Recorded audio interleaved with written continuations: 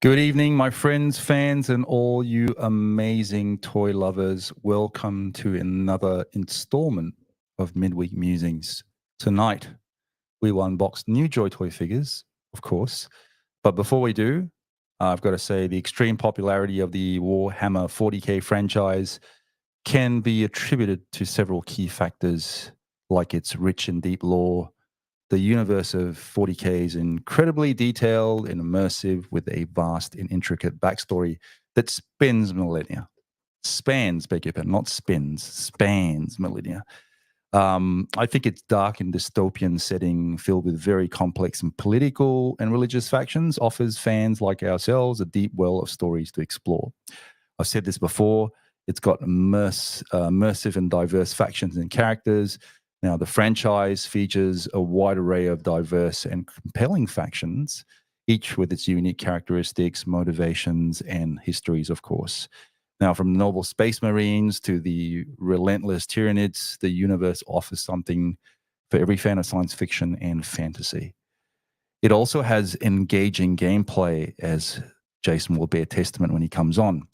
Warhammer 40k encompasses various forms of gameplay, including tabletop wargaming, which he's very familiar with, video games, novels, and more. And the tabletop wargaming aspect in particular allows players to immerse themselves in strategic battles, fostering a strong sense of community and competition. What I like about 40k is its dark and gritty atmosphere. Now, the grim and dark ambience of the 40k universe resonates with fans, I think, who sort of appreciated exploration of complex themes such as, war, sacrifice, and the struggle for survival. When you think about its uncompromising portrayal of the universe sort of engulfed in perpetual conflict captivates audiences and encourages exploration of the human condition. It also has a very strong community and fan engagement. The franchise has fostered a passionate and very dedicated community of fans who actively engage in discussions, events, and also creative endeavors related to the entire Warhammer 40k universe. Now, I think this active fan base has helped sustain and promote the franchise or its popularity over the years. Now, the combination of all these elements that I've just talked about has allowed Warhammer 40k to carve out a unique and enduring place in the realm of science fiction and fantasy, appealing to fans of diverse interests and diverse backgrounds. So make sure you kick back, grab a beverage, and we'll be right back after this.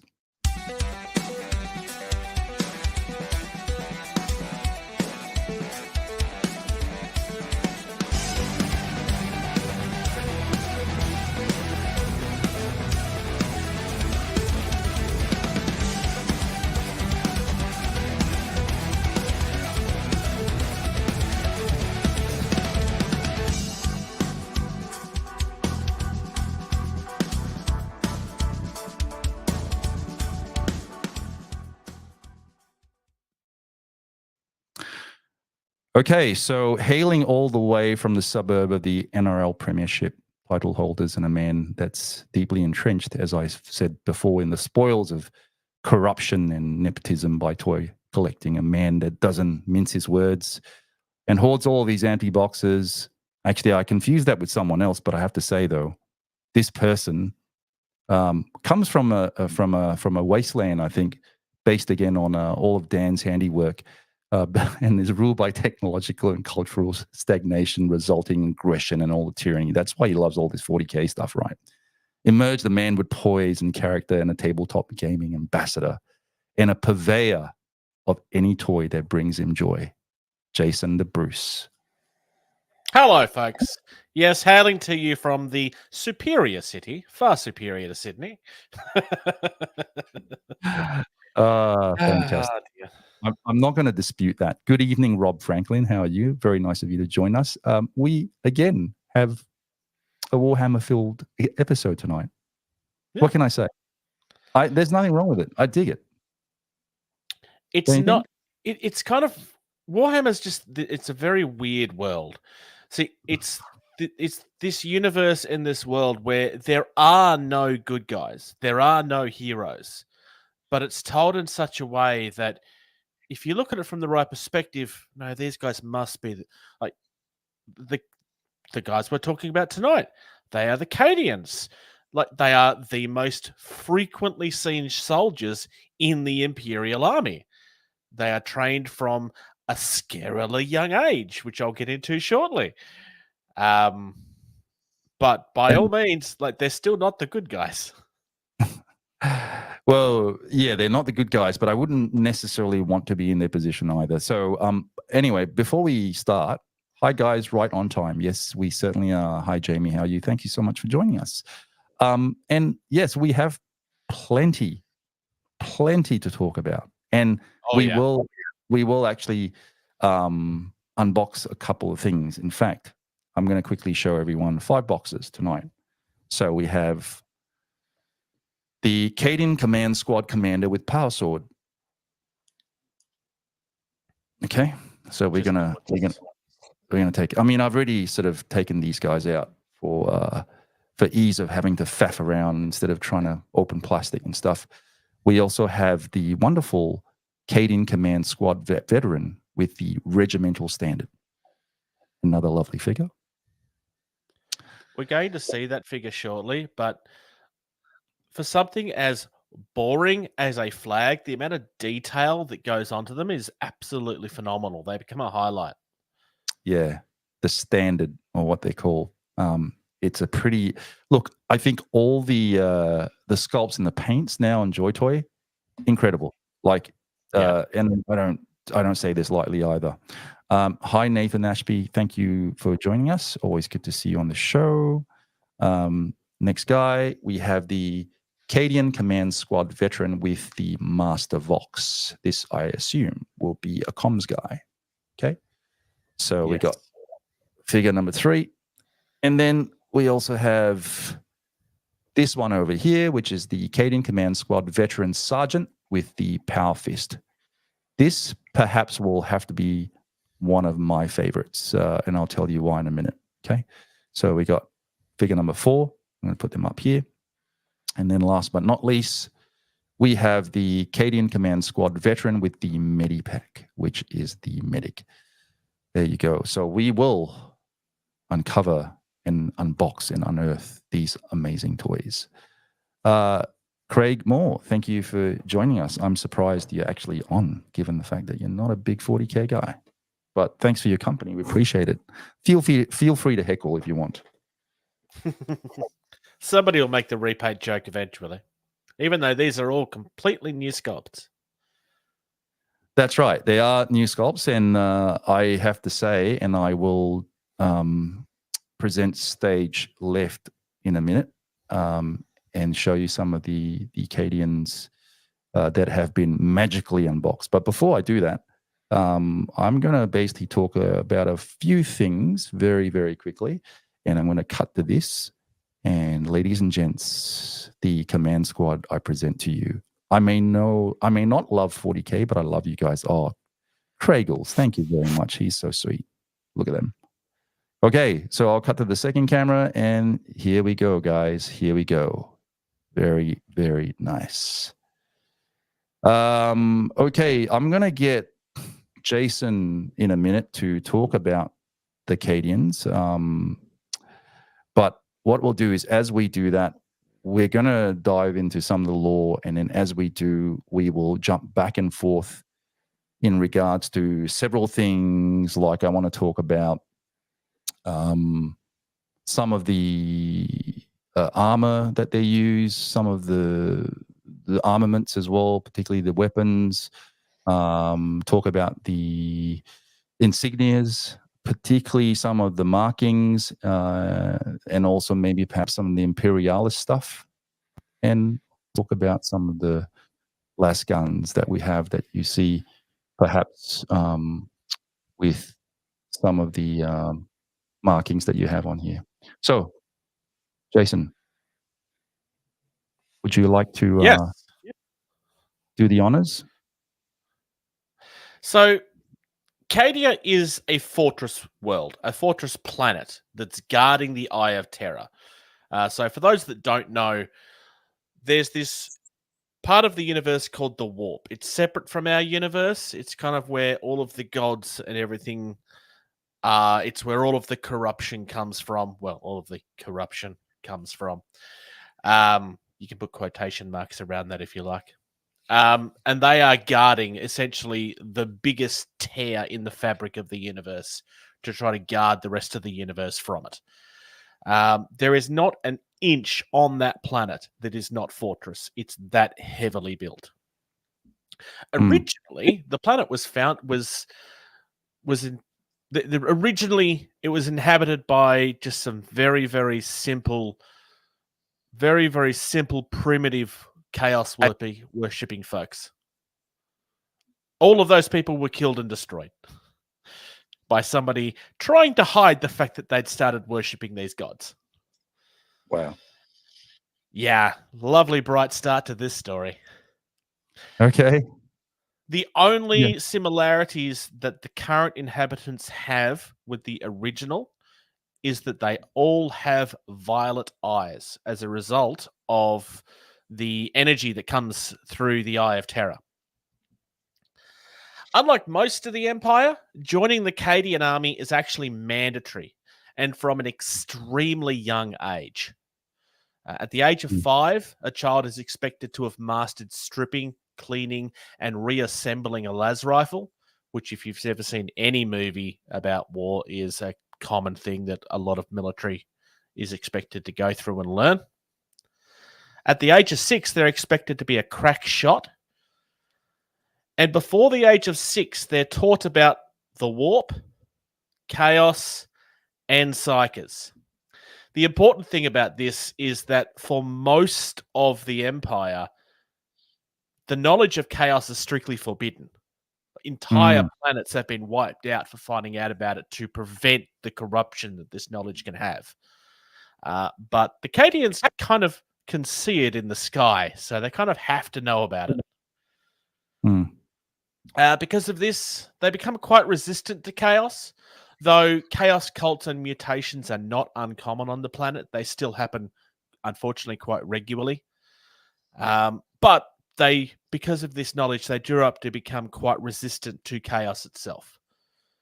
The Cadian shock troopers, which are the figures that we're looking at here, are literally men and women bred and raised for war. That is their only purpose. It's considered to be a very high honor, even though they don't have a choice in the matter. They are just human, but there's nothing superhuman about them. This is not the Space Marines. These folks are just human. But that has never stopped them from literally fighting back the Chaos Astartes on multiple occasions. Just reading that comment from Craig. Brilliant. Yeah, keep going. So yeah, they have literally fought back superhuman Astartes on multiple occasions. Their army have literally taken down a Titan, which is like a city-sized walking machine. This is an army that's so well trained and so stubbornly dedicated that when the entire planet broke, the army still didn't. So when I say that Cadia was a fortress world, I'm being legitimate. The planet was literally cracked in half. Yeah. Crazy. Cadians are one of the most numerous in the Empire, and for a good reason. They're literally bred for it. They're not the only source that the Imperial Guard have for their troops. We have looked at another one semi-recently. But Cadians are the most well-known. Probably it's the most common one that you'll see played on the tabletop as well. They start their service at a young age, as I've already said, in the Public Defence Force. When they're joining the shock troopers, they have to have a white stripe on their helmet to signify that they're not a real member yet. They're not considered to be an actual true member until they've survived active combat on the battlefield. So this means that every single member of that army have either been swung at or shot at before taking a life, if not dozens. In a very real world, from our sense, every troop that you're looking at is a veteran, regardless of whether they're called a veteran or not, because they have to be, because before they're actually considered a real member of the service. It's kind of a little bit insane. Commissars have a very unique role in the Imperial Guard. Anybody that's heard of commissars in history will probably know where this is going. They're there for motivation, usually, and that motivation comes by shooting somebody in the head to make sure everybody else does their job. That's not what they're here for with the Cadians. Yeah. They're there to keep everybody in line, because the Cadians, much like medical personnel and police and so forth, have a very twisted sense of humor that's not really appropriate on the battlefield. So they're to keep everybody in line and seek out like points of corruption and so forth, because again, they're literally living under the eye of terror, so it becomes a problem. So the Cadians, when you're looking at them, to some extent, just look like your most generic army force that you could ever see. But the lore behind them arguably make them one of the most interesting that this already quite interesting universe has to offer. They're all badass in their own way, just simply by surviving. I would say they are Quite also outstanding. they're also known as cannon fodder, aren't they? All of the Imperial Guard are cannon fodder. Life in the 40k universe is beyond worthless. It's not uncommon for people without bullets to kind of be forced to kind of run into the front lines with swords drawn for hundreds, if not thousands of them, to just be slaughtered just for a momentary distraction. Like, we hear stories of things like this in World War I and so forth, but this is like every second of every day to some of these people, because their lives mean quite literally nothing. It's quite insane. And this isn't even the worst job that the 40k universe has. Being in the army is not even the worst that the universe has. There's even worse than this. Yeah. So it really is quite outstanding. Yeah. No, well said. Fantastic. So where your Ultramarines are kind of like your default force in the Space Marines, this is the equivalent for the Imperial Guard, or the Astra Militarum, as I'm supposed to call them now. Yeah. Yeah. These guys are bred differently from the Ultramarines too, in terms of, like, they're quite literally human. Human versus superhuman, right? So there you go. Yeah. So, okay, well, as Jason said, the roles of the Cadians, they're sort of a very prominent regiment with the Astra Militarum. I will talk about the 409 the regiment. This is what they're based off, and this is just quick correction. They're shock troops, but this is the command squad. So they do serve as elite shock troops, frontline infantry, especially. I think if I want to put it bluntly, it would probably be safe to say they're also more in defensive operations, urban combat, and also siege warfare. I would leave probably the siege to some of the better equipped guys. Would you say they're more defensive? Well, that's how they were trained, because they literally was defending the entire universe from what lay on the other side. Yeah. So that was their specialty, yes. Yeah. We're going to look at, like I said, the sculpt, look at the articulation, some of the paint apps as well, some of the accessories. Yeah, I'm just super blown away. There are certain aesthetics about the figure, or the figure line, that I really like. I think the more and more I keep looking at these guys, I feel like JoyToy are always upping the ante. Their first iterations of, primarily the Space Marines or Ultramarines were okay. They had some issues as far as QC was concerned, but the more and more I see these guys, even the general feel and the general weight of these figures are amazing. The flak armor design is fantastic. The way it's done, the insignias, the quillers on the helmets, even the breastplates, obviously combination of lass weapons, including the rifles as well as the pistols. You have the power fist, you have the power sword. So the commander here, obviously, here it's got a power sword. Yeah. But I mean, all these different things, like right down to the fragment grenades, and a couple of other things as well, which is quite cool. I got to say, we are going to look at these, but we also have a couple other things like some of the artillery sets. That's awesome, and also the Sentinel, which I don't think I'll really unbox because they rightly deserve their own actually episode. But yeah, tonight we're gonna sort of look at these guys as well. You'll notice that some of the markings on the uniforms are really lovely. You know, as far as the Cadians, I think, bear a regimental marking and identifies primarily on their uniforms, as with every other chapter. And these kind of denote the specific regiment, company, and squad within the military hierarchy as well, because you'll find that with with the Ultramarines, for example, they have their own markings as well. Yeah. Yes. So because they are quite literally, they're quite literally an army. No nation's army in our world today have only one regiment or one brigade. It's all like there's multiples and multiples and multiples. So you have to be able to tell them apart. Having an army on a universal scale, that becomes even more important. Okay.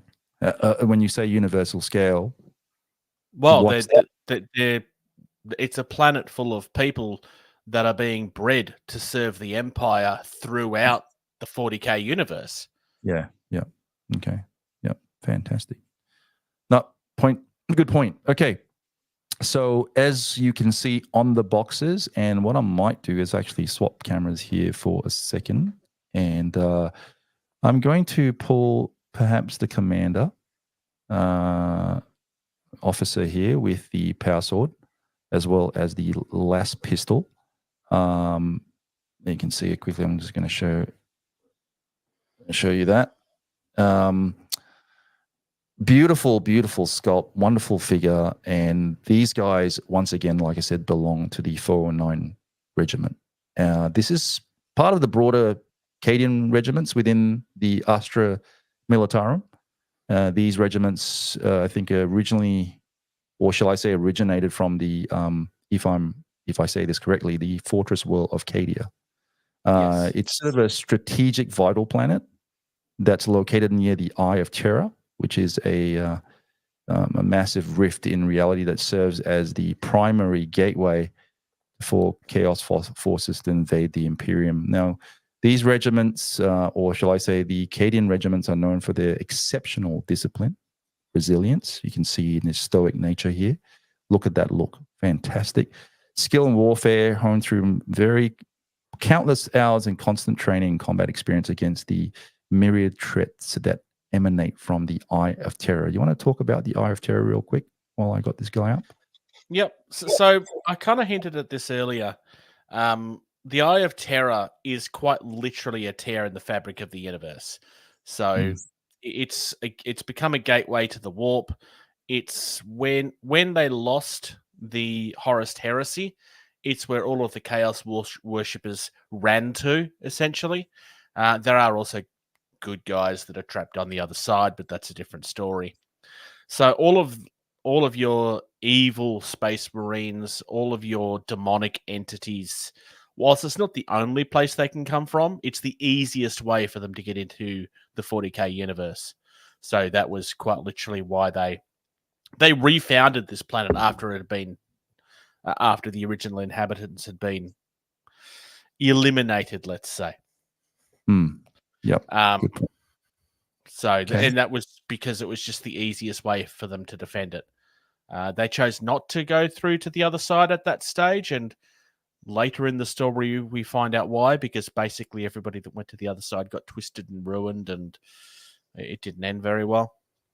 Twisted and ruined. So warp entities are kind of... they're kind of molded and shaped, not purely from humans, but a lot of it is human nature.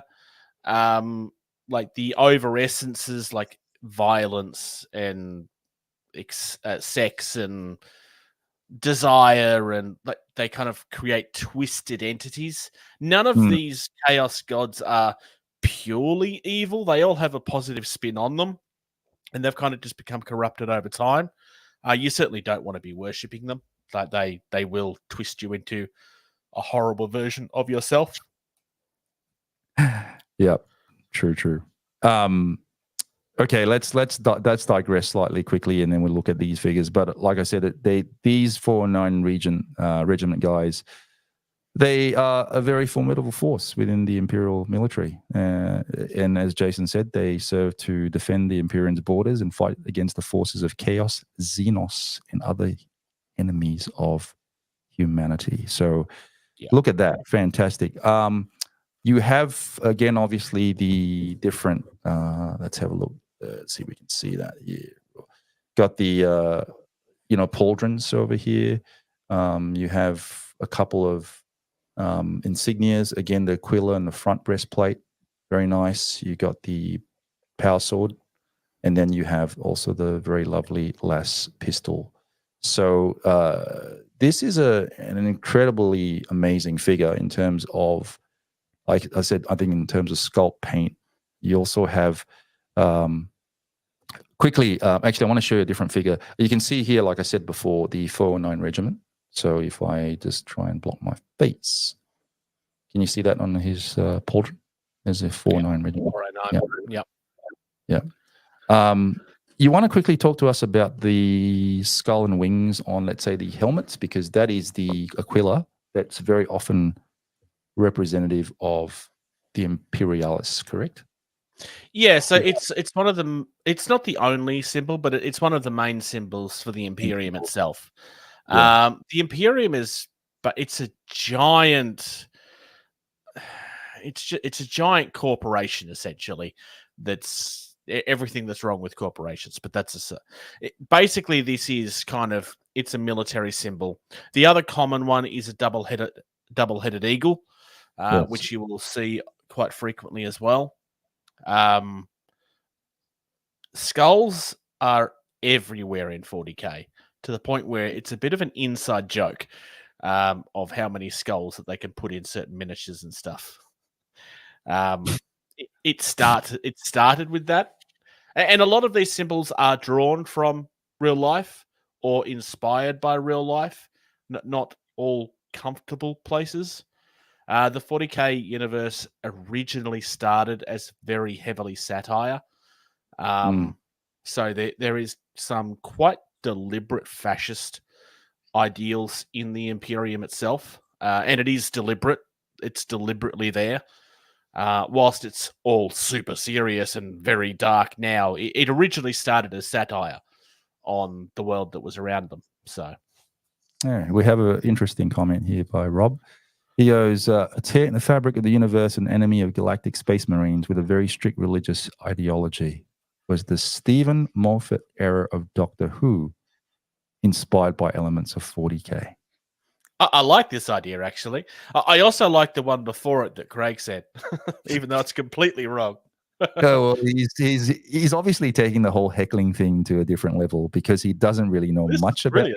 If Craig doesn't know anything about something, that's when the jokes come out. Otherwise, he'll be talking about the law. For the record, a power sword is quite literally that. It is a sword that is empowered by something, whether it be magical. That literally has like cabling attached to it, which is where the power comes from. Like you can get psychic powered swords and stuff too. I'm just going to basically see if I can do there again. Power sword, power sword, cable attached to the glove itself. Yeah. And it's a power weapon that has been shaped into a sort of, it has varying lengths crafted for one of different through materials, which is usually adamantium. So when its cell is activated, it's often by touching control located on the hilt. The blade is sheathed into the lethal corona of disruptive energy. There you go. Not bad. Indeed, not bad. I As like that. dark I and like that. twisted as the universe is, the weaponry takes that to another level as well. Like something as simple as a rifle is a laser rifle, hence laser rifle, las pistol. Las, yeah.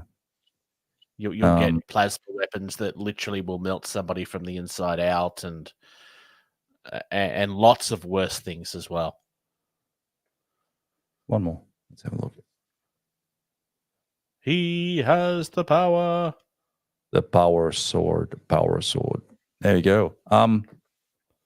The thing I like you were talking earlier about the painting, and the thing I really like about the JoyToy figures, specifically the 40k ones, is they're painted to make it look like it's hand painted. They're made to look like they are the way that miniatures are supposed to look, as opposed to a lot of action figures are painted as cheaply as possible to just look acceptable. And whilst that isn't necessarily a bad thing, JoyToy have really been going above and beyond with their painting from pretty much early on. They've been doing really, really well on this, and the painting has always stood out. To people that didn't necessarily understand what 40k was, I know there was a few people that didn't get it at first because it looked odd, but it's a deliberate artistic choice that I really think pays off. Absolutely. When you talk about artistic choice, there's also a lot of artistic license, which is fantastic. I'm going to quickly see if I can cut through. There's some really nice airbrushing detail on the sword that you were showing off, where it kind of the silver blends into the darker metal. Yeah, yeah. I'm going to show now the standard bearer. He is fantastic. Quickly, if I just swap cameras. Look at that baby. This is what I was saying earlier about the flags and the details on them. It should be boring, but it really isn't. Just going to try and see if I can, just brighten it up a bit. But look at that. Something about the I don't know. Look at all it's slightly backlit, but I think that adds the nice little drama to it. And you can see the Cadian flag. You'll see the pauldrons with also the markings. You got the sheath, the knife, typical standard issue. You have the rifle as well. You got the frag grenades. You have all the belts and things on its flak armor. But just sensational. All of the detail on the action figures has been washed and then highlighted back up again. Like everything has such a depth to it. This guy also I really like. I'm going to pull these guys back so everyone can kind of see them in their little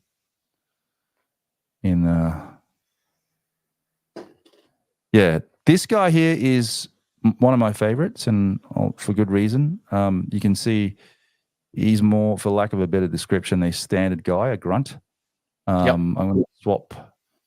And the only thing I got to say, which is slightly disappointing, here is the power fist. Oh, you can quickly tell us a bit about the power fist. So when I was describing the power sword is essentially exactly what a power sword sounds like earlier. That's exactly what a power fist is. It is a powered fist. Think of the Iron Man punch, but it's just the fist. There's the big thick cable coming out of the back of it into the backpack by the look of it. It is the backpack. Yeah, which is where the power is coming from. And it's just giving all of that power into the punches that he gives. You can actually see the metal on the end there is where the energy comes through for the punch. You can see that double-headed eagle that I was talking about with the symbolism up the top of it as well. So quite frequently with these things, with the weapons, when they're labeled something, it's usually exactly what it sounds like. Actually, you're not quite wrong, Rob Franklin. Very heavily inspired by that and Starship Troopers. Correct. And you could say it's also a blend. Some of the Space Marines in Halo too, and it's kind of a mishmash really when I think about the aesthetics. It's a mishmash of actually quite a lot of different properties. I received this guy with this sort of loose. It's nothing like a dab of maybe glue that won't fix it. But yeah, it's a bit annoying when supposed to be loose. No. So it actually it's meant to clip in, and I find look they have gotten better. Like I said, with each production run, they used to be quite flimsy in the sense that parts used to fall off, particularly hands and whether it was armor or pauldrons or helmets, etc., etc. They seem to have actually fixed all that, but sometimes you will get one of these things. It's not actually broken off, but like I said, just a dab of glue should fix that. So this guy is my favorite, and I think why I really like this guy. See if I can find it. Is you can? I'm not sure you can see it, but he's got like a little. He's got a little comm set. The level of detail. That's probably as close as it's going to focus. But can you see a little ball where his mouthpiece, like there's a mouthpiece? There's a little microphone. It's. Again, that level of detail to some of these things are incredible. I just right down, like I said, to the belt buckles, even the panel lining on some of the small details, the quill on the helmet, and some of the washers as well is very, very nice.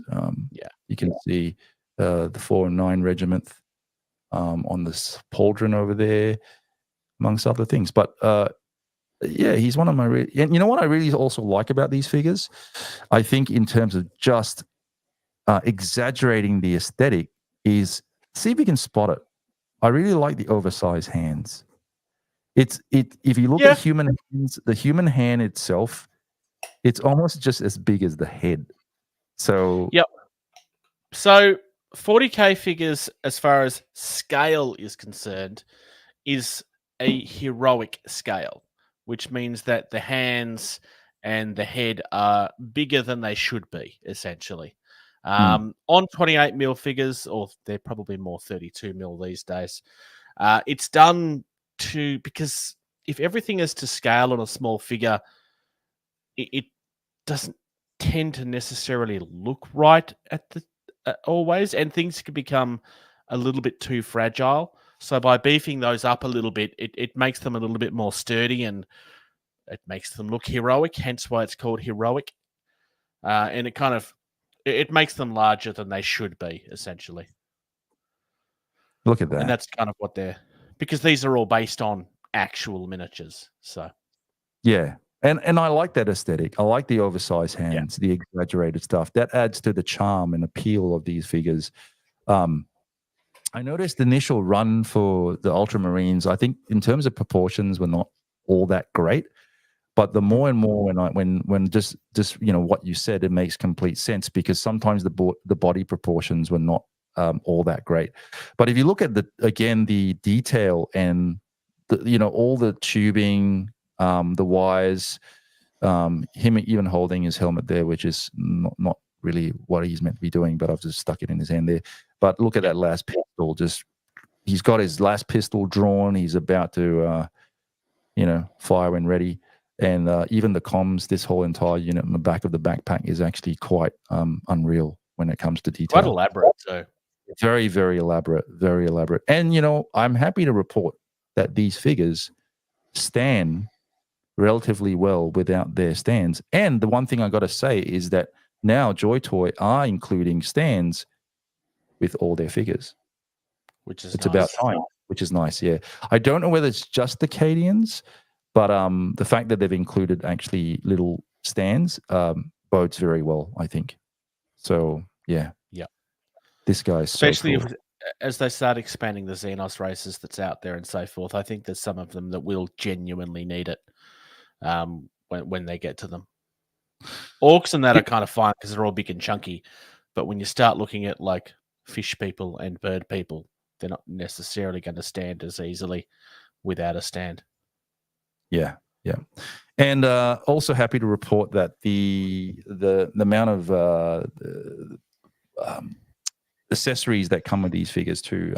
I always welcome the addition of multiple accessories. But in this case, I wouldn't say over exuberant amount of accessories, but just different hands. You got like close-fisted hands. You have, this is my favorite, which I don't know, hoping you can't really see this because it's so small.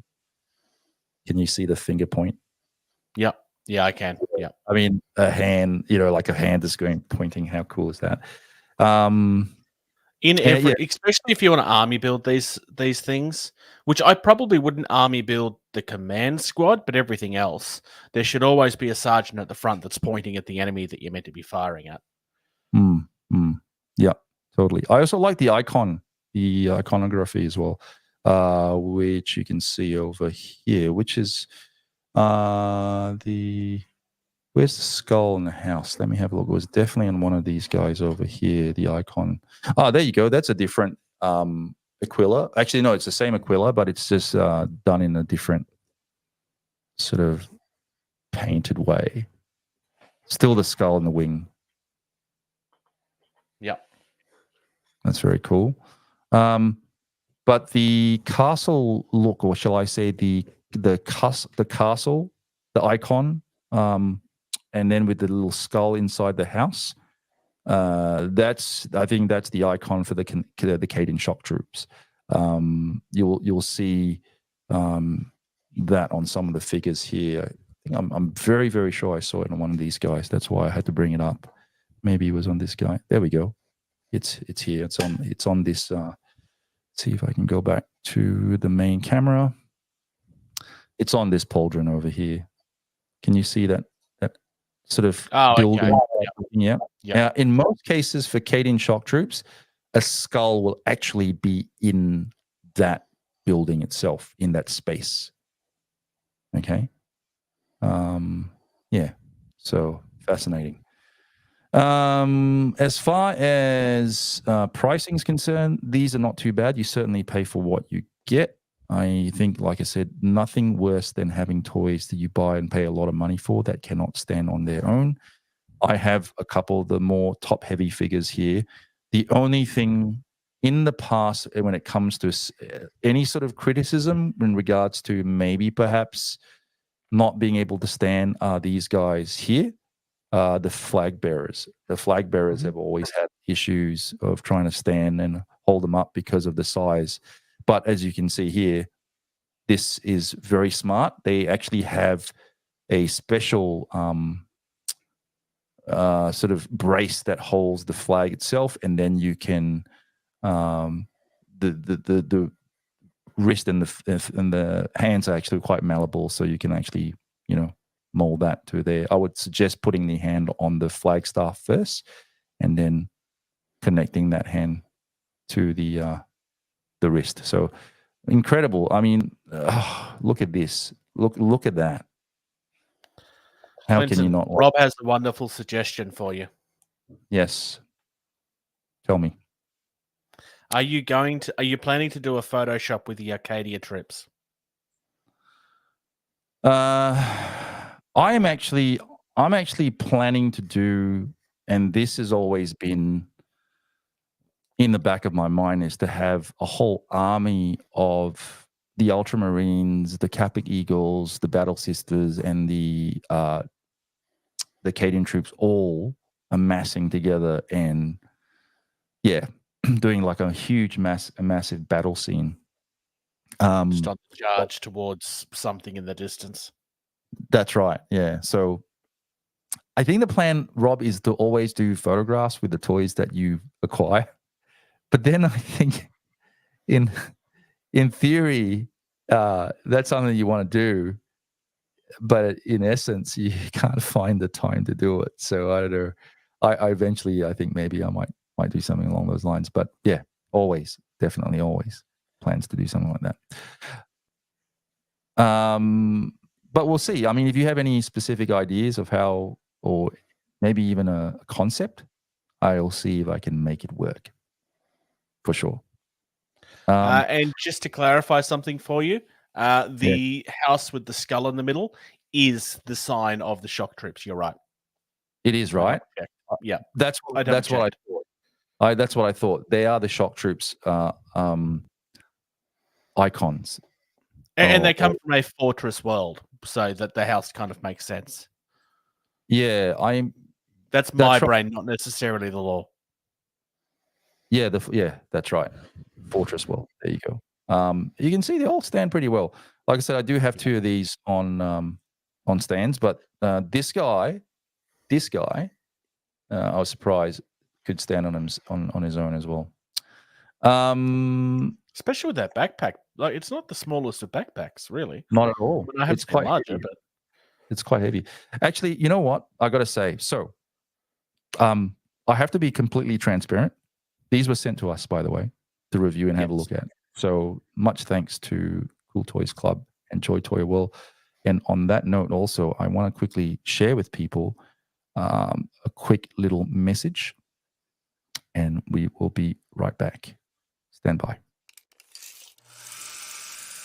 This episode of Toy Reel is proudly brought to you by Cool Toys Club and JoyToy World.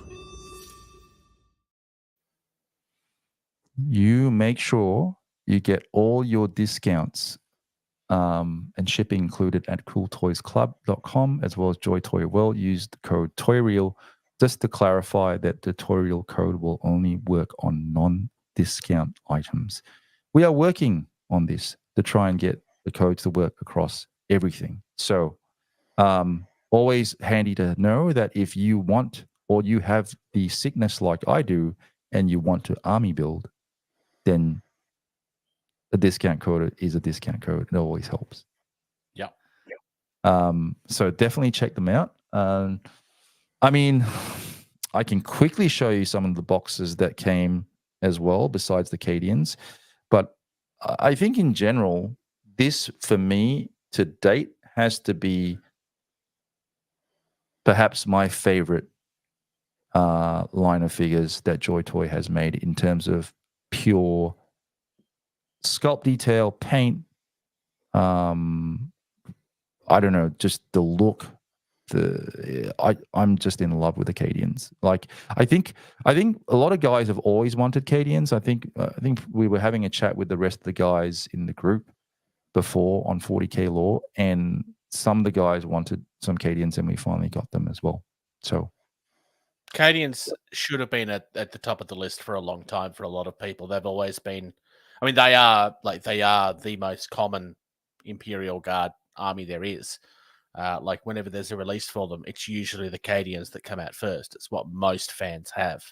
So it definitely would have been one at the top of the list. Personally, I want some Cadians, which is a giant army of Rambos. I think Mike Crick, who is an honorary member of Toy Reel, and he used to do, he's done a lot of our artwork and all our graphics and stuff. He also is of the same mind, and he definitely wants those as well. So he's a big Warhammer guy. Will Siegel is also a big Warhammer guy. Yeah, and so is Simon. So yeah, I want to talk about this guy quickly. I'm not sure whether you can see it well enough, but what I do like about this is if I stand corrected, we're looking at a Cadian tridome helmet. It's how shall I describe it for lack of a better description? Well, what's a tridome helmet? I think it's what a helmet provides protection, obviously, with all the vulnerable cranial areas, injuries to the regions of the body, which can invariably lead to fatality. But some of the things with this helmet is apparently quite interesting. It's got a sort of a rebreather, so to speak. You can't actually see, not on this one, he doesn't have the rebreather, but it is the tridome helmet. I'm surprised they didn't actually make let me have a look. Did they make the rebreather? No, they didn't. Not on these shock troops. There you go. They didn't make any. Maybe they didn't because they wanted to keep them separate from the Death Corps for when they do it. Possibly. Okay. Now, the Tridome helmet is a variant pattern used with Cadian shock troops that must fight on a world where the atmosphere or regions are immissile to the human respiratory tract itself. The pattern, the visor, and all these things are just there to sort of prevent glare and blindness from the elements.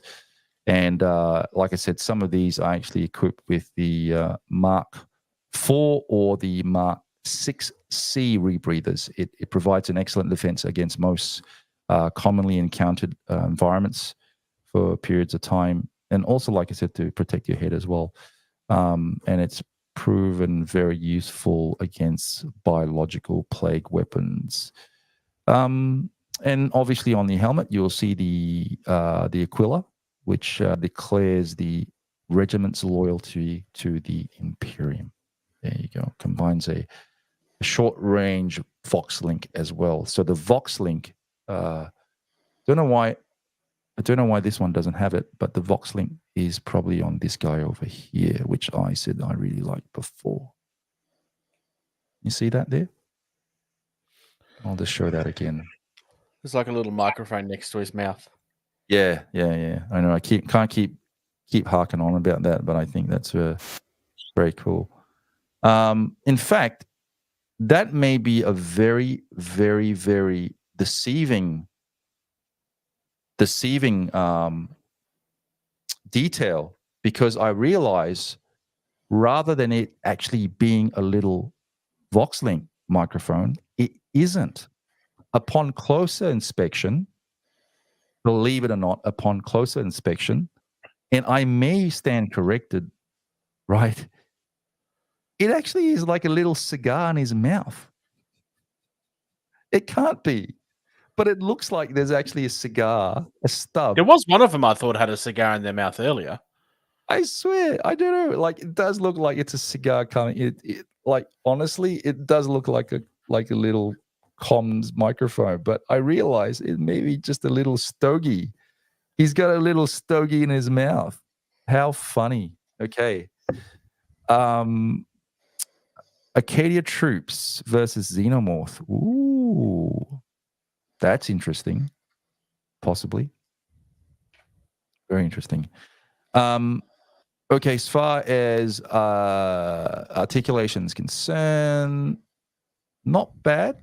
I don't think the new Bucks or the new version 2s, in terms of how they've done this, the arm will not go above 90 degrees.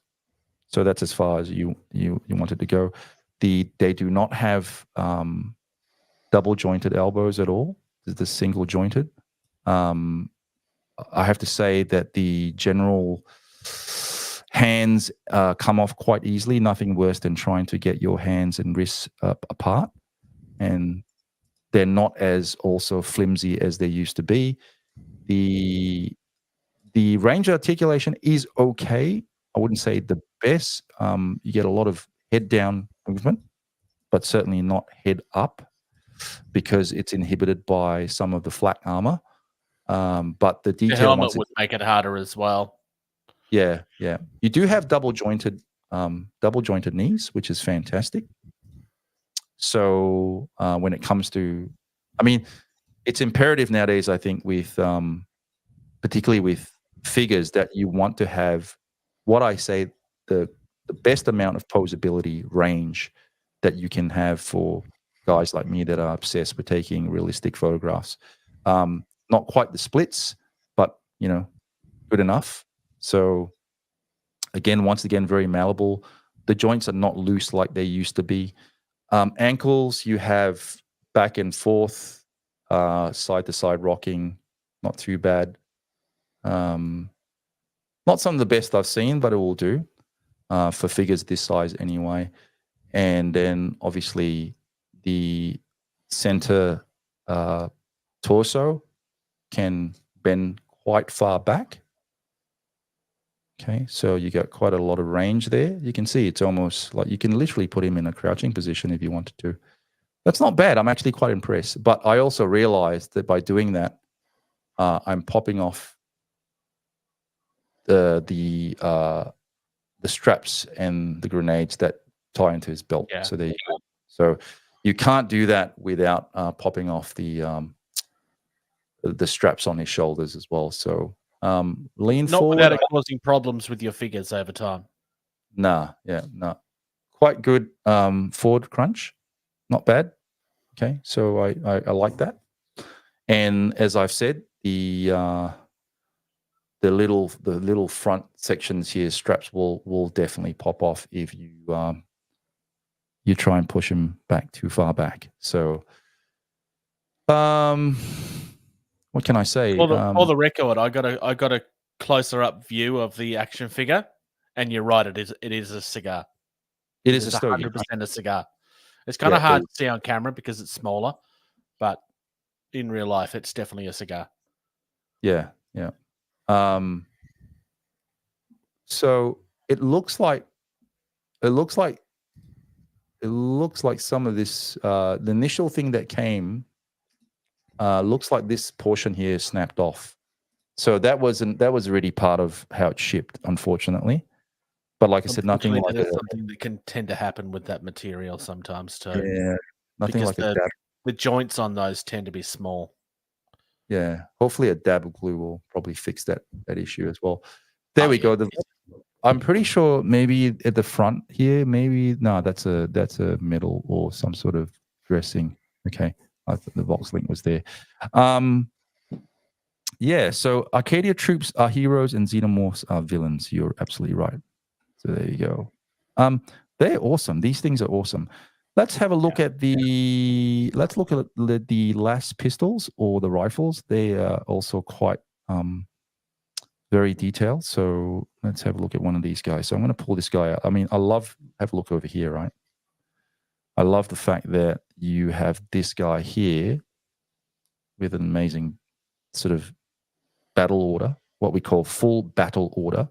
For those of you guys that have been in the military, like myself, sometimes FBO, or what they call full battle order, is when you actually carry the most amount of weight and you're loaded up. I assume this guy would be in his full FBO. There you go. Then you have the drink canister here, which is pretty freaking amazing. Once again, you have the grenades and frag grenades on this side. You have the additional. This thing is also incredible as far as details concerned. Very cool. Then also he has his strapped rifle. Once again, very, very cool. Yeah, it's just gorgeous. Yeah, details fantastic. I mean, look at his hands too. Look at the way he's got his palms, his oversized hands, just as big as his head. But hey, who cares? Tridome helmet. Yeah, very cool. I think what's the dead giveaway with the Tridome is this little section here, up here. Can you see that? Yep. Yeah, that's a dead giveaway. Yeah, this. I mean, the amount of accessories that you have here again, and like I said, not as bad as they used to be when things would literally be falling off. So,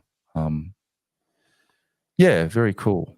Very, very, very cool. The thing I like about the JoyToy stuff, much like the figures in the game itself, is you can go into as much detail as you want.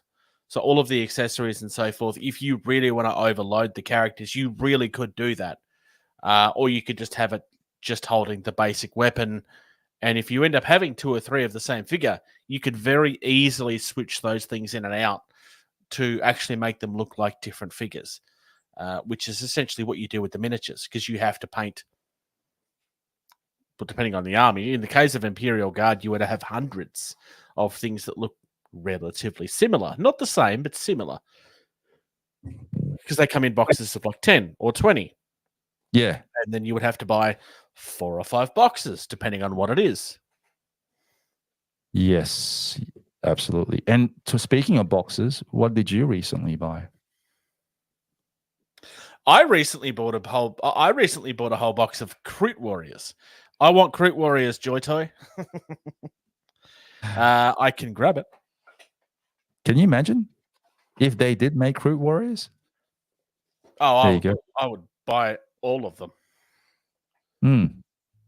So the Cruit is for the Tau. We have seen some Tau. We haven't seen the Cruit yet. I'm going to move my microphone out of the way.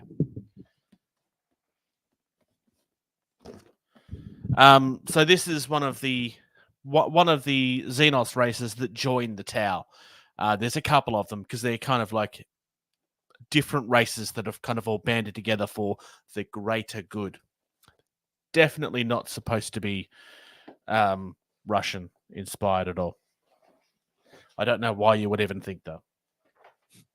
And so these are bird people, essentially. They are my favorite alien race in 40K. And I mean hands down without question. Very nice. This is a force that I have wanted to have since I was playing 40K the first time, because viewers may remember that I had said that I haven't played 40K for quite a long time. I kind of left it and I was playing other things. But I always said that if they did a full army of Cruit, that I would be back. And they are doing that right now. So I am back. Nice. Love it, love it, love it. That's great. Quickly, I also want to just share with you the last rifle, beg your pardon, a bit more detail about the pistols and the rifles. Here's the other thing I also noticed, and you can attest to this, is the oversized weapons. So these weapons are actually very, very, very, very oversized, but they look so good. What I have in front of me, if I can block my face, okay, you can see there. On the top, I have the pistol, or what they call the Cantrell MG Defender Pattern Service Las Pistol. This is a standard issue to non-commissioned officers and officers in the Cadian shock troop regiments. Below is the Cantrell MG Short Pattern Las gun in the what we call the Batalis 3 Winter Pattern Camouflage scheme. Not quite, I don't think. It has to be a lot whiter as opposed to this darker color. Now, obviously, the Cantrell M36 pattern las guns is the standard weapon of the Imperial Guard and the most popular weapon amongst a great many human military force within the galaxy itself. It will shoot or fire what I call explosive blast of coherent light with a similar penetrative effect to a bullet or a small shell. Not really necessarily the most effective weapon, but it's essentially very easy to manufacture and maintain and very reliable. There you go. They can be shot in either single rounds or in short automatic bursts, depending on how you're trying to use them. Generally speaking, they have an attachment for a bayonet that can come on. I don't think they're modeled on it, though, by the look of it. No. You wouldn't. That would generally be more of a grunt thing anyway, I would, because you wouldn't be sending your elites to the front. No. Yeah, but they look good. I like them. I like the way they've done all the weapons. The weapons are very wonderfully done. I know with some of the Ultramarines, the magazine clips fall out. They you can actually remove, which is pretty cool. But otherwise, fantastic. Brilliant. I love it. Love it, love it, love it. What else? What else do we talk about? We have the las pistols, the rifles. We have already looked at the power swords here. Once again, I'll show you this commanding officer here with a power sword. Power sword. Beautiful. Let me see if I can get this in focus. You know, I maybe have to hide my face. There we go. Power sword. Love the problem with intelligent cameras is that they're intelligent. They are. They can be a bit of a pain, but is it still in focus? Yeah, it is now that you're hiding your face. It is, yeah. So it, like I said, it's got a power cell. I think the power cell is generated from the glove itself, the touch of the control of the hilt, and then you sort of you can basically carve through flesh, bone, and most forms of armor plate alike with this power sword. They actually they're used by all members of the Imperial Armed Forces, including the troops of the Astra Militarum and the Space Marines, and also the Astartes, as well as their Chaos counterparts amongst the Lost and the Damned, and also the Chaos Space Marines. So you can get power swords, you can get power axes, you can get power staves. There's all different sorts of power weapons that are essentially the same sort of thing, but as different weapon types. Do the Xenos also, so do they use power swords? Are these sort of weapons very similar? The orcs do. The orcs are fun. The orcs do, and like most orc type races, everything is kind of thrown together, if that makes sense. Yeah. Orc weaponry is weird because it works because they believe it works, and I mean this quite literally. Hi, Pen. Oh yeah, thanks for joining us. And then other different sorts of races will have different, but I think it's really only the orcs that have a version of it of their own, but it would not look the same. Yeah, but look at that. The power sword. Love it. So cool. Very nice. Very, very nice. I love the fact that everything's been painted up to make it look like it's been done. Like I said this earlier, it's been done up to make it look like it's been painted for a game, essentially. Yes. Yes, absolutely. To make it look like the way that they recommend you paint them, essentially. Box art. So in terms of, as you know, like I said, I've unboxed these, looked at these last night, took them out the boxes. Like I said, we don't necessarily want to stuff around with all the plastic. Generally very happy. Like them. My only gripe is, like I said, these flaps here and these things can, break off, which is, you got to be really, really, really careful, guys, if you do buy them. Make sure you get your discount code at JoyToy World, as well as Cool Toys Club, if you guys are in the search for army building and building your 40K chapters. But keep in mind, like we're talking about the 40K stuff today, but there's a lot more in those two websites than just that. The beast boxes that I cover on the channel quite regularly, JoyToy World stock them. If you're not into 40K, Infinity is another tabletop game that's very popular that JoyToy World are doing figures for. There's also figures for what I believe are their own thing, the Skeleton Warriors, and some of those look gorgeous.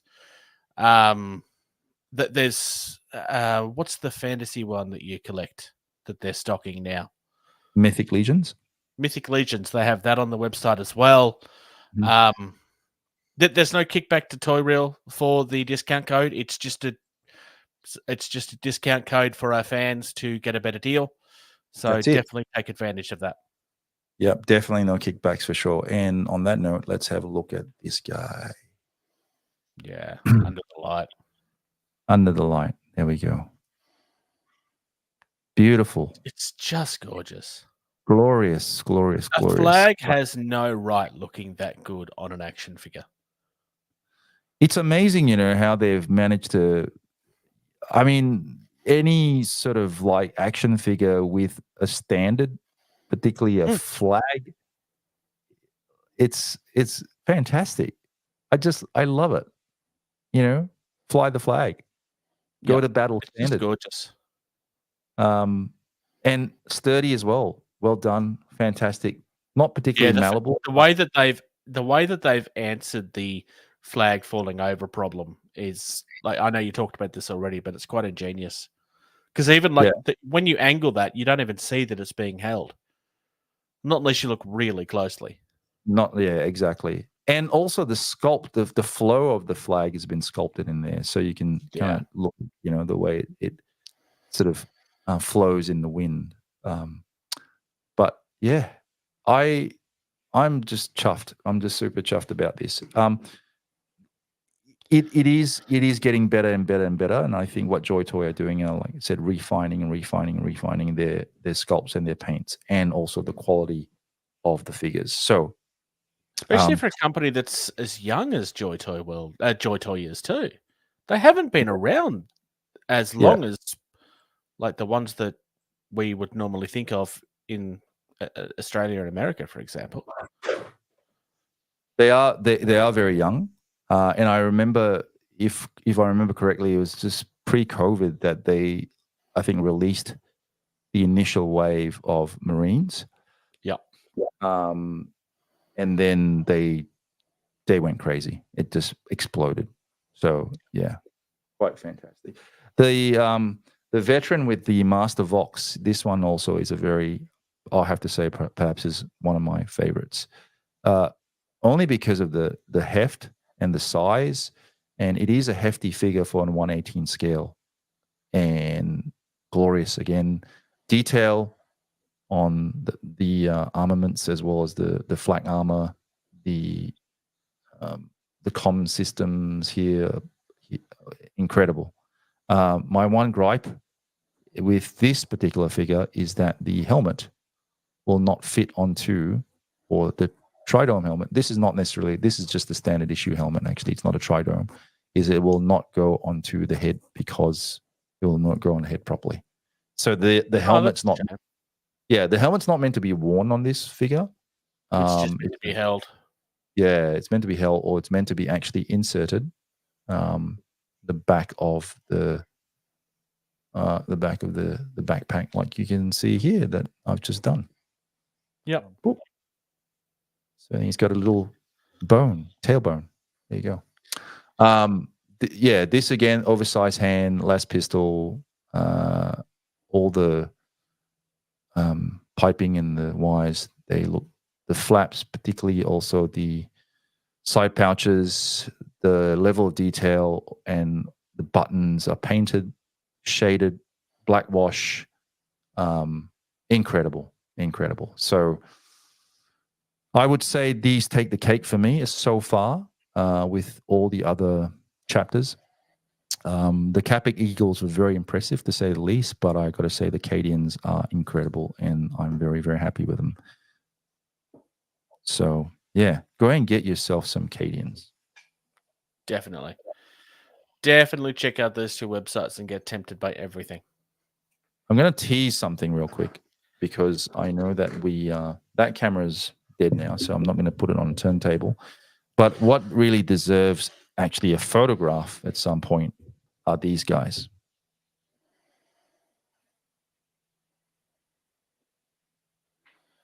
So here I have a boxed Cadian armored sentinel. Fantastic. Look at that. Right. I can't bring myself to opening this guy. I will eventually, but 1/18 scale, homage to the ATSTs that you see in Star Wars.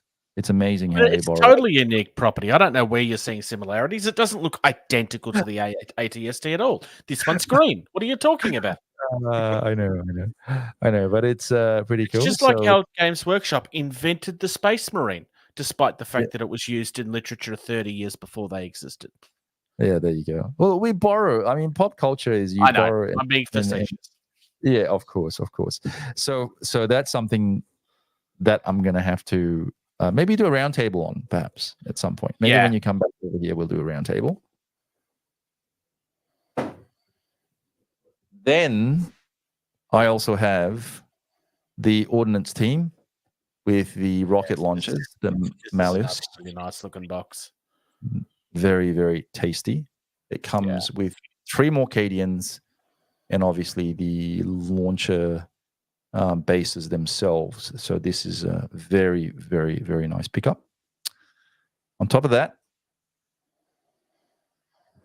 we have the ordnance team as well together now, but we all have the field guns, the bombast field guns, which are beautiful. So look at that. Very important part of any Astra Militarum force. Yeah. So And the tanks. I don't see us getting the tanks though. The tanks are just going to be too big. yeah. Like Well- tanks would be your table essentially. But saying that, we got the Imperial War suits. So True, and we did get the dreadnoughts. and we got the I still want dreadnoughts. one of the dreadnoughts. Yeah, exactly. So not I wouldn't say impossible, but eventually you wouldn't want to rule JoyToy out of the game when it comes to Oh, I making certainly wouldn't. I just wouldn't expect it. bigger and better, right? So speaking of JoyToy, make sure you get your fix for all your JoyToy goodness, whether it's any property from Cool Toys Club or JoyToy World. Check out the code, use the code, and check these guys out. We'll be right back, and we're going to close up the show soon. This episode of Toy Wheel is proudly brought to you by Cool Toys Club and JoyToy World. Okay, so I think that pretty much wraps up our little look at the Cadian command set. I am very, very happy. What are your thoughts so far seeing these unboxed and jumping out of the screen? Jason? I mean, I know we keep on talking about the 40K universe and why it's exciting, why it's caught a lot of attention. 40K is Games Workshop's flag bear property, essentially. And we are talking about a company that is quite literally holding a 75 to 80% market share in tabletop gaming.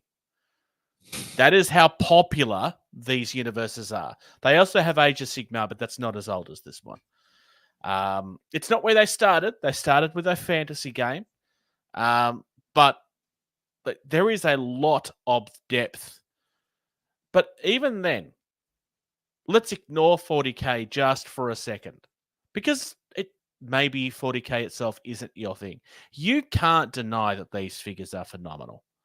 Yeah. Regardless of why they exist, they're just gorgeous. Fantastic. I do. They don't have to be 40K figures on your display shelf. They could just be generic army trips. Yeah. That is essentially what they are, right? Yes. Yes. And you could use them. I mean, you don't want to be mixing. I'm quite true to the source material. Don't want to be mixing and matching stuff, but that you could use them for other things as well, particularly for 1/18th. You know, what I was going to do was to compare some of the 1/18th scale stuff. I have some of the Gundam Principality of Xeon figures that are 1/18 scale would have been a nice comparative thing. I also have some of the Jazzwares Halo Space Marines that would have been nice to compare as well. But nothing takes the cake like any of these wonderfully sculpted and manufactured 1/18 scale figures. Really, really hard to beat. And again, you're paying a difference when it comes to pricing. Whether or not you can justify. Sorry? They're such a premium figure too. They are premium. Yeah, they are premium. I mean, you've already got several.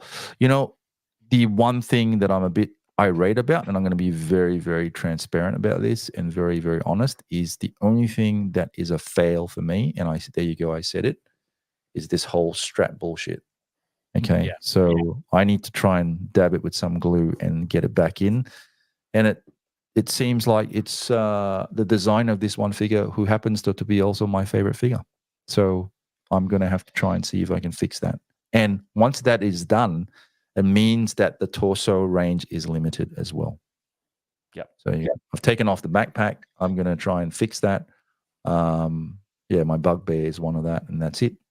Otherwise, the material that those straps are made from, the downside of that material, even back in the 80s, was always that those little connections could break quite easily. It's always been a downside of that material. It's just kind of a downside of it, unfortunately.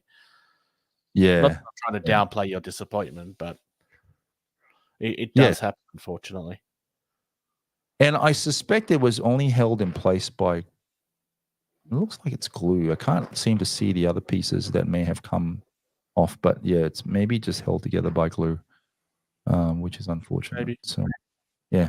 So there you go. All right, folks. On that note, thanks once again for joining us. I'm really Like I said, happy. I seem to be amassing more and more JoyToy 40K stuff. I'm saying And, nothing. I'm saying yeah. nothing. I'm sure at some point you'll amass more as well. But other than that, fantastic. Hopefully we'll do a Japanese inspired one soon. We're going to do, we're definitely long overdue for a roundtable. We're definitely overdue for more midweek musings, but having come back from Japan, I also have a sort of a very special episode, like I said, we're going to do, which is Japanese themed inspired. We're going to talk about Gundam, Godzilla, and many other things. So stay tuned for that. Yeah, and hopefully we'll see you guys on roundtable discussions as well. But otherwise, thank you as always. Thank you, Jason. We are a bit of a skeleton crew tonight, but that's okay. Some of the other guys will be on. Don't worry. It's not. I remember someone used to say, "Oh, we're an ever revolving door of people that come and go." But we're a team, and different teams are more suited to different subjects. That's all. Exactly. We're not an ever revolving door of peeps. Come on. But don't forget there's also a G.I. Joe episode that we should do at some point too. Yes, but unfortunately, I'm getting out of G.I. Joe classifieds. So we had this grand idea of doing things like, all the troops and the HISS tank, and Correct. Craig was going to come on, but unfortunately, man, no longer in the priority list. We could always use Craig's HISS tank. Well, I have a HISS tank. It's about to go soon, so I know. Yeah. Thank you, Jamie. See you guys. Can't wait for another roundtable. Have a good evening. It is Midweek Musings. We will do roundtables, and we'll let you know for sure. And as always, Midweek Musings will be on Thursday nights, and then roundtables possibly usually on the Fridays, depending. But we'll stay tuned. Make sure you like, share, subscribe, all those things. And once again, we really appreciate your support. And we do this for fun because we enjoy doing it. We're not very cavalier about it. It's funny, like when I think about it in closing, Jason, I got to say, we do this because we enjoy it. We don't do it because we feel we got to do it because every other man and his dog's doing it. It's funny how now with content that's being pushed or created online feel like people need to have channels, but it's interesting too. I think you just sit down and talk about lore. And one of the things that we strive to do primarily is to talk about the toy, but also give people insight into the lore to hopefully get them into the toy line. So, not everybody's into everything. So you want to be able to approach it from different angles. For those that, hey, maybe it looks pretty, but they don't understand what it is. So of course, we definitely want to do that. There's a certain appeal, I think, with certain toys, and we tend to also enjoy our modern toys in this group. Not to say that you don't have to go in, you can't shop, or vintage. If vintage is your jam, then it's your jam. Not saying that you have to only do modern, but otherwise, we enjoy the modern toys, and we also enjoy franchises that sort of hark back to the 80s, because some of us grew up during that period. So it's very nostalgic. There you go. Speaking of the 80s, dun, dun, dun, dun, dun, dun, there you go. So that's something you got to do at some point. Yeah, it's something you got to do at some point. So there you go. They're going in there, I'm sure. Yeah. Cool. All right, guys. Thank you once again for watching. Jace, as always, thank you for your time, enthusiasm, and commitment. I always say time, enthusiasm, and commitment. Stay tuned. We will be at the next CollectorCon on the 25th of May. Come and say hi, and also show us your wares. Tell us what you're looking for. He will. I won't do that. I know, but he was at the last one. And stay tuned. As always, stay well, enjoy, behave yourself, and we'll speak to you next time. Thanks for joining us tonight. Support the people that support us. Thank you. And on that note, goodbye. This episode of Toy Reel is proudly brought to you by Cool Toys Club and JoyToy World.